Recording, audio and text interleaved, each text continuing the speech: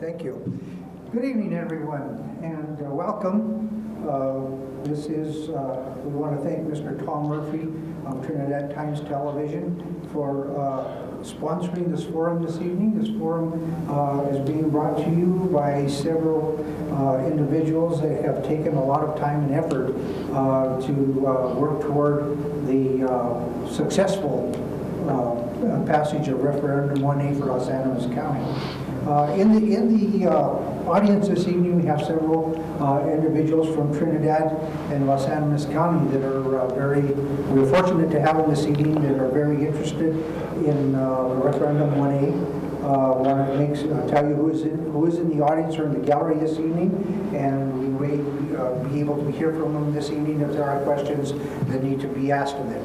I do have Mr. Matt Loudon, who is the current chairman of Los Angeles County Commission, Los Angeles County Commissioners.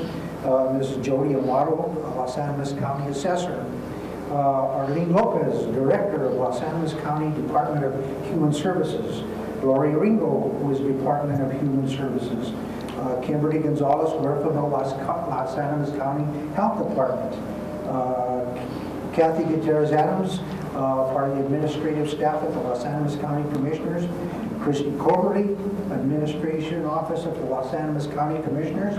I have in the audience Mrs. Yvonne Bilderback, current candidate for Los Angeles County Commissioner, District Number 1.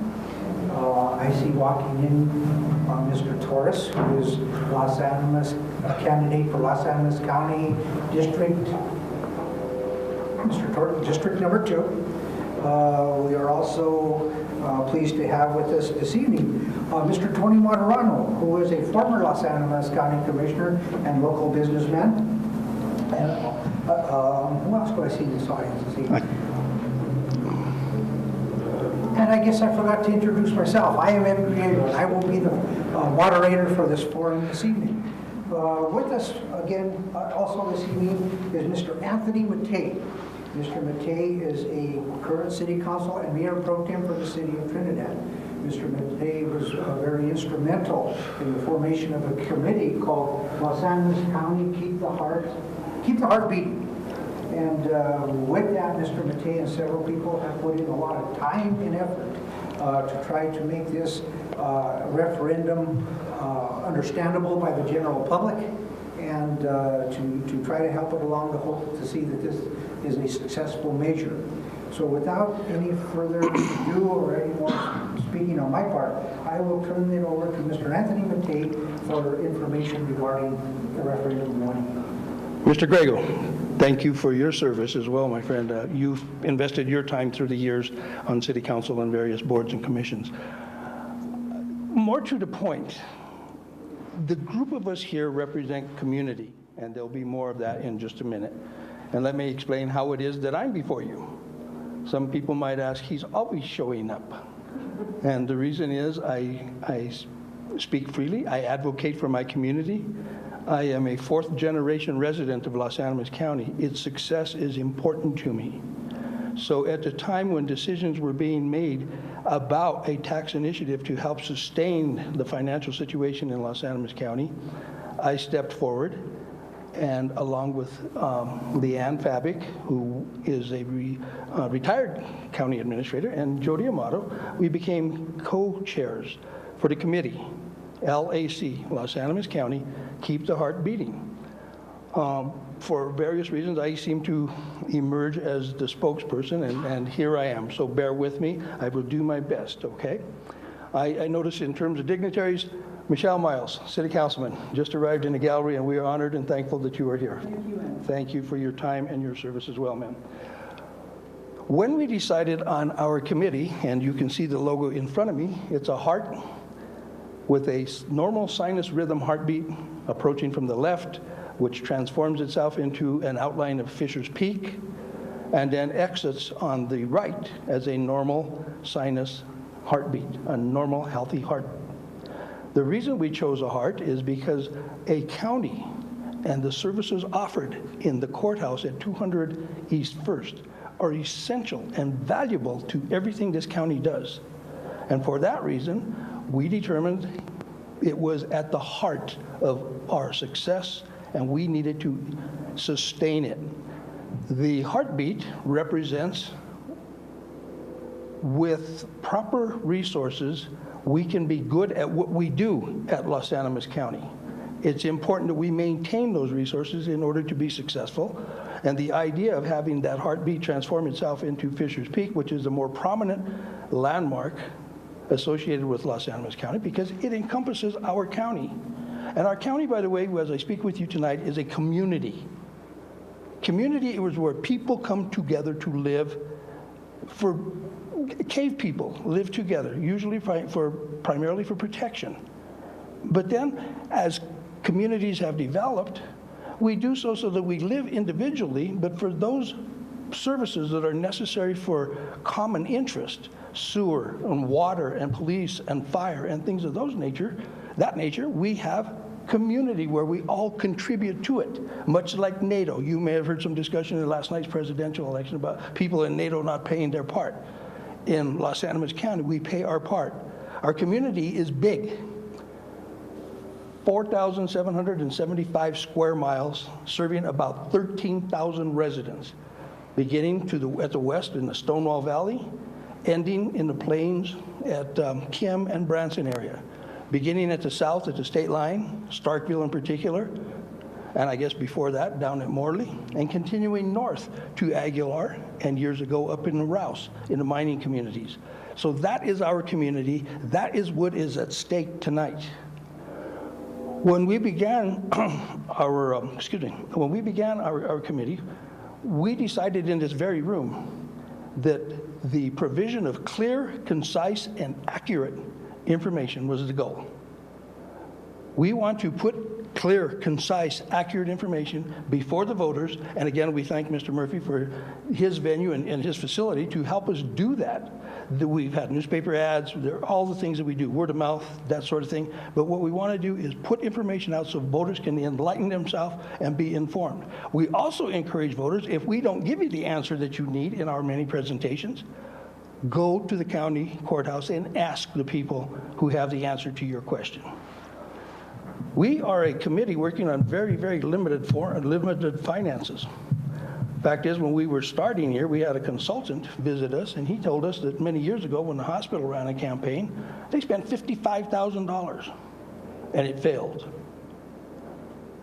I think to date, our expenses probably total less than $4,500. But we're trying to get the biggest bang we can for the bucks we have to invest in getting our point out to voters to make enlightened decisions. The voting process, as Mr. Grego suggests, began this week.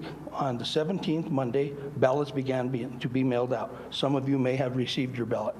All ballots will be distributed by tomorrow, Friday. And there is early voting now at the courthouse. All right, and when you receive your ballots, there are ways to discuss that, or to return them. The voting process is, as you know, this year a mail-in ballot, or you may vote in person at the courthouse. There is no precinct voting. You either go to the courthouse or you get a mail-in ballot. There are 2 remote ballot boxes at the courthouse when you return your ballot. One of them is a newly added thing, which is the brainchild of County Clerk Patricia Vigil. She put it outside, and it's in the driveway between the south side of the building at the courthouse and the north side of the park. And you can drive through there, deposit your ballots.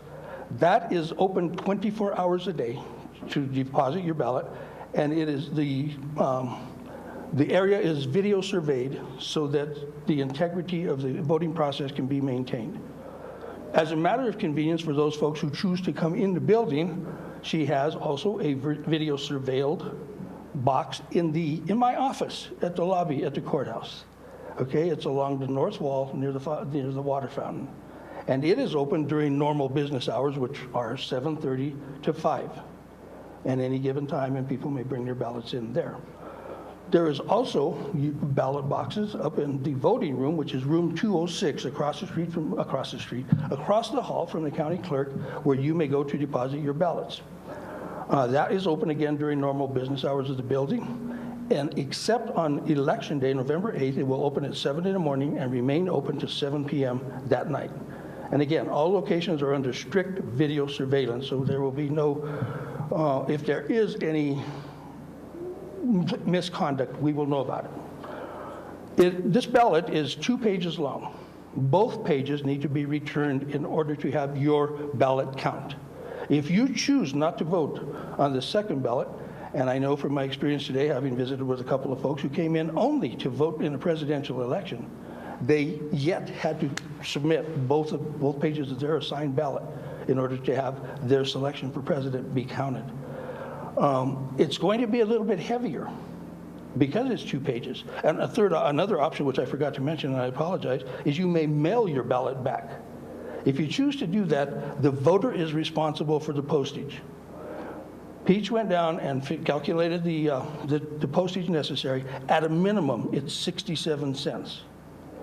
And in order to have your ballot counted, it needs to be more than postmarked before November 8th. It needs to be received by November 8th. Working at the door at the courthouse as I do, I have seen in previous elections, neighbors helping neighbors. That's what community is all about. And some folks will come in with several ballots for the people who have mobility issues and have yet voted.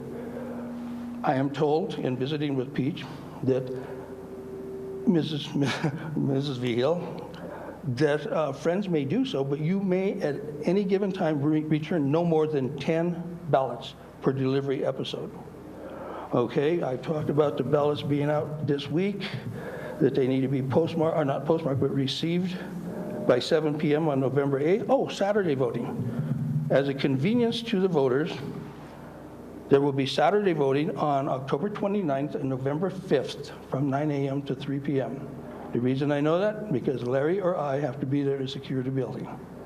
But we are happy to do that. Usually those are very slow days, but nonetheless, that's opportunity afforded to the voters. Everyone should have the venue available to them to have their opinions be known.